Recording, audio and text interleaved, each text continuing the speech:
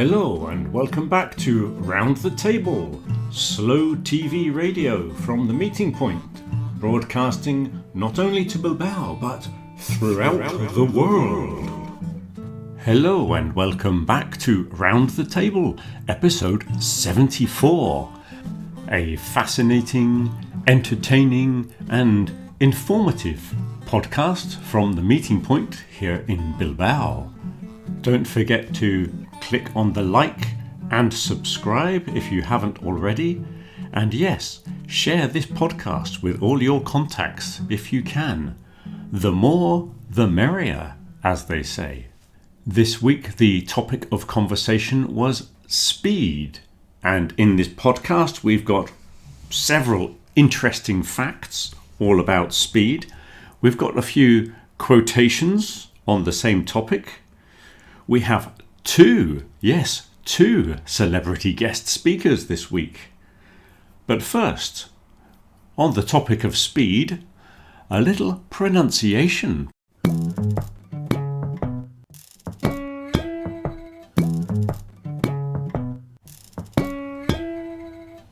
Here is the word speed.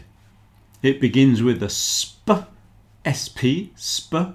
Then we've got the long E sound in the middle, E. And it ends with the D at the end.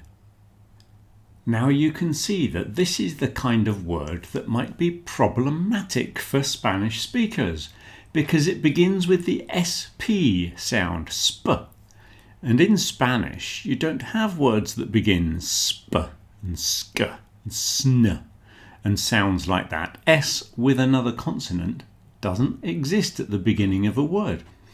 You may be tempted to put a little E in front of it. And then there's another problem. Once you've passed the sp noise, we've got the E, the long E sound, which doesn't exist in Spanish. And then there's another problem. This word ends in a D. And the D in English is always pronounced the same, whether it is at the beginning, the middle or the end of the word. It always sounds like a D. It never sounds like a th, which you might be tempted to do. So in a short word like speed, it's possible to put 3 or 4 mistakes in there. You might say espid, which is not speed. So make sure you begin with an S and say spee. You've got the E sound in the middle, the long E, and you must finish with a D, not a th. Speed, speed. Okay, now it's time to move on to some quotations.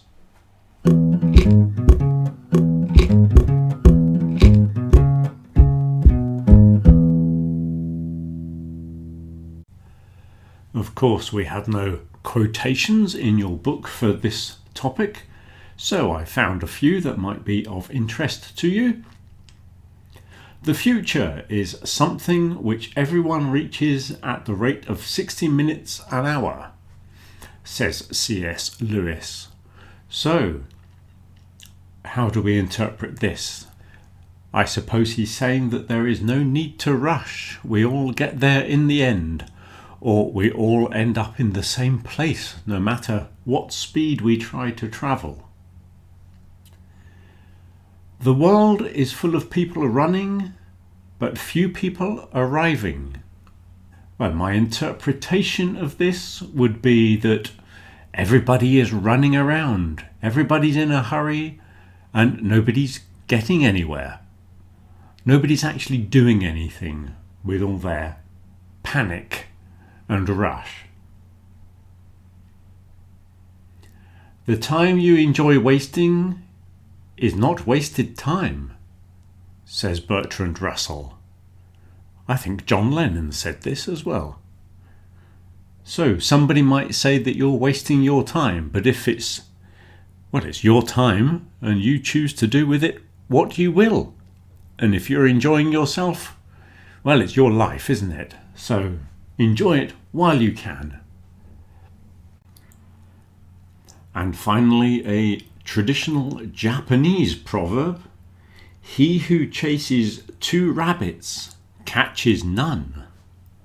And when we look at these old proverbs from different cultures and different countries, we see that mankind is very much the same throughout the world. And historically, we've all had the same problems, the same faults, and the same dilemmas to write these interesting proverbs about. And one final quotation, which I've just managed to locate. This came up in conversation in the Friday morning group. Nobody knows where this came from. Some people think it's an ancient Greek phrase, but others say it comes from the mid-20th century. "A society grows great when old men plant trees whose shade they know they shall never sit in." It's a wonderful quotation, I think you'll agree. And now I think it's time for some interesting facts.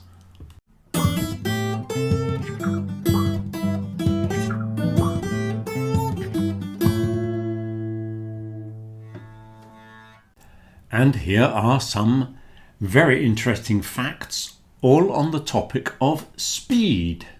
When you sneeze, that sneeze comes out at the speed of 160 kilometers an hour, which you might think is the fastest thing that your body can do.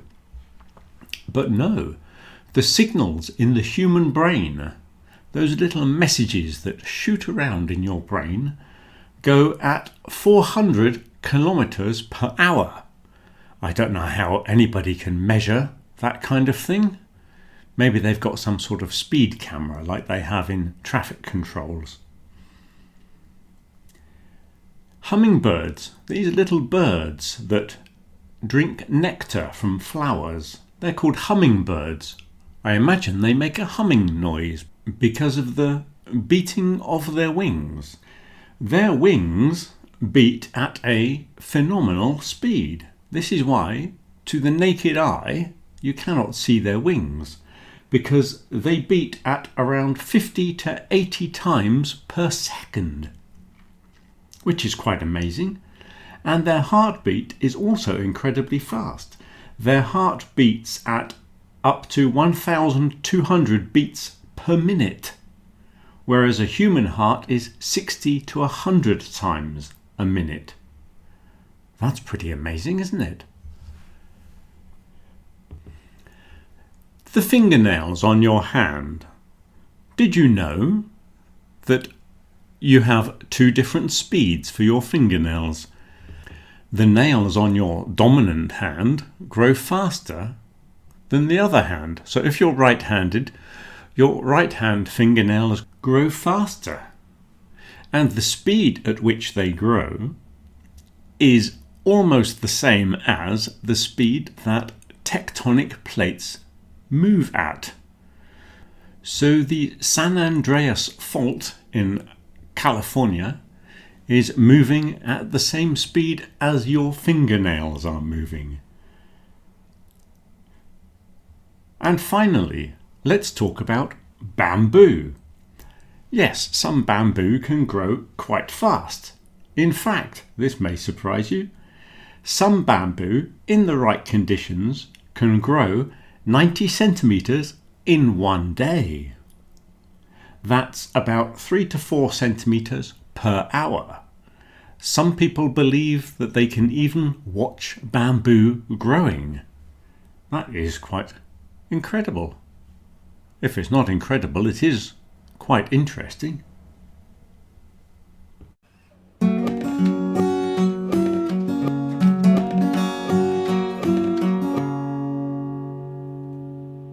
Hello again to all my wonderful fans over there at the Meeting Point Bilbao. It really is a great privilege to be invited back again to give a short monologue on this week's topic, which is speed. I hope you enjoy it.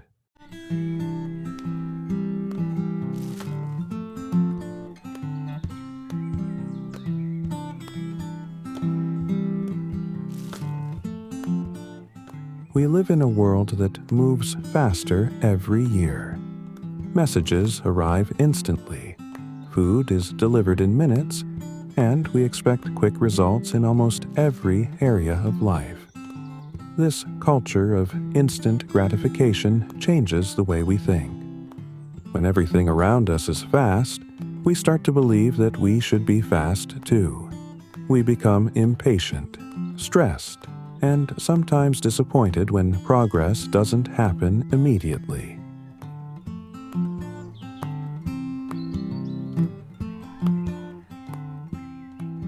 However, many of the most rewarding projects in life simply cannot be rushed. Learning a language, mastering a musical instrument, or growing a garden all require long-term investment. You may not see results after the first week or even the first month, but progress is happening quietly, step by step. These slow processes teach us patience and allow us to appreciate the journey, not just the final result.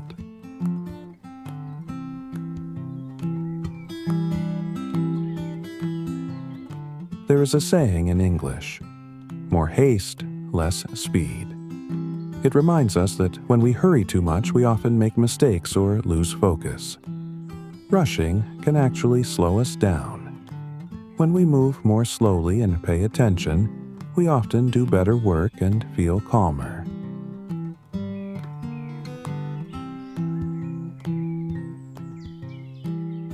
In fact, slowing down can be good for our health. Constant speed increases stress levels, affects our sleep, and reduces our ability to concentrate. When we take a slower approach, walking instead of driving, cooking instead of ordering, reading instead of scrolling, we give our minds space to rest.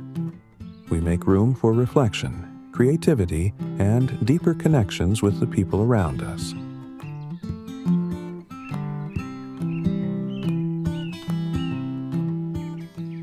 Speed has its place in modern life, but not everything should be fast.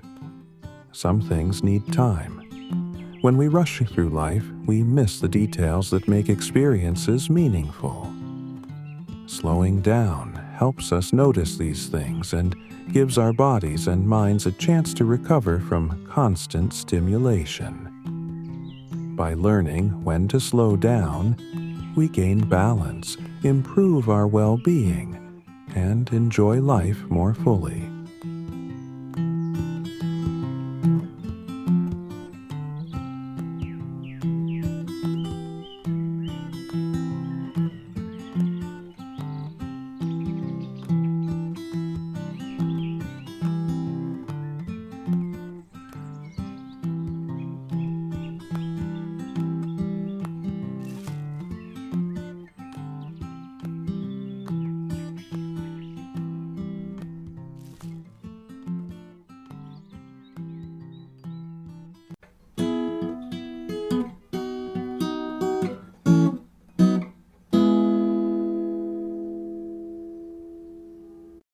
A dessert is the sweet dish that you have at the end of a meal.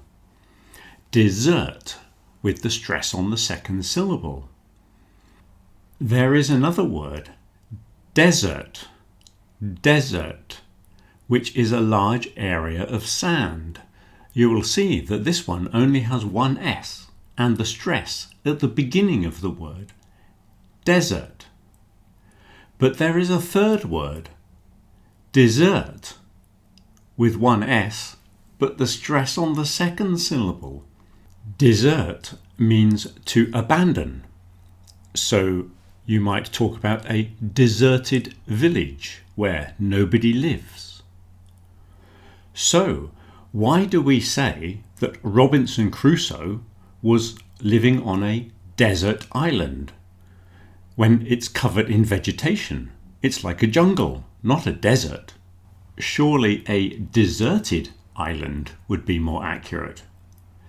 Well, the story is that many years ago, the word desert had a much broader use, meaning an empty or unpopulated area, and only now it's become more specific to talk about deserts like the Sahara Desert or the Gobi Desert, which are large areas of sand.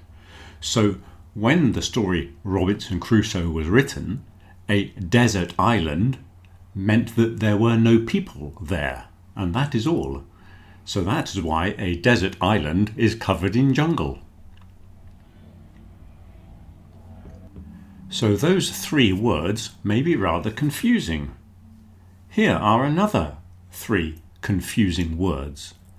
We have the word base, which means the bottom of something, like the base of a glass. We have another word, bass, which refers to the low notes in music. This is why we have a bass guitar. But there's another one. This word is pronounced bass, and that is a type of fish.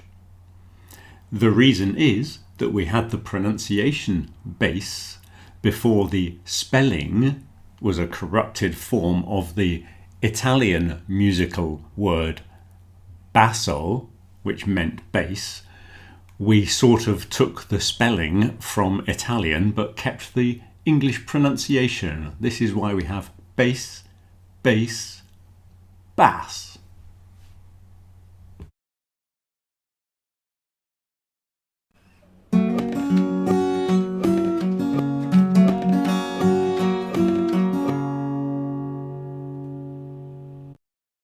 During our conversations on speed, we were discussing ways of unwinding, how we escape from the rat race of life and relax. Here are a few ideas. Nature. Walk in the mountains or go and look at the ocean. The timelessness of nature puts our worldly problems into perspective, and you will realize just how unimportant your boss really is. Exercise. Change your environment. Go for a walk. Go to the swimming pool or go for a ride on your bike. Disconnect. You don't have to be constantly in touch with technology. Stop bombarding your brain with information and take time to process your thoughts. Connect. Making time for friends, family, and yourself. Set aside time for family meals and coffee with friends. Hobbies. Having other goals in life other than work. Creative hobbies especially force you to change your focus, and long-term projects reduce the sense of urgency in life.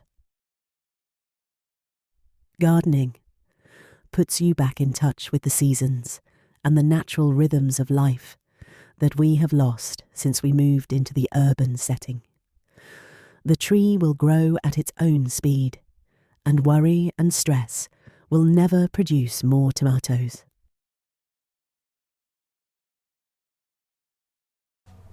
Well, that's all we have time for today. Thank you to our 2 celebrity guest speakers for this week.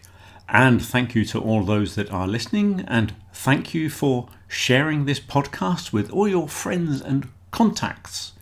And don't forget to leave a comment down below if there's any more suggestions for things we could talk about in the podcast. You might like to know that on Monday the 15th we are having a pronunciation special in the meeting point for those of you that want to come and learn all about voiced consonants, etc. And there will be another one next trimester to talk about vowels, and in the 3rd trimester I'll do one all about stress patterns for those that are interested. Next week, our topic for the conversations is going to be waste and how wasteful our society is with water, with food, and all the other things we like to waste in this very disposable society in which we live. So I'll see you all in class for some more fascinating conversations. And if not, have a good week. Till next week.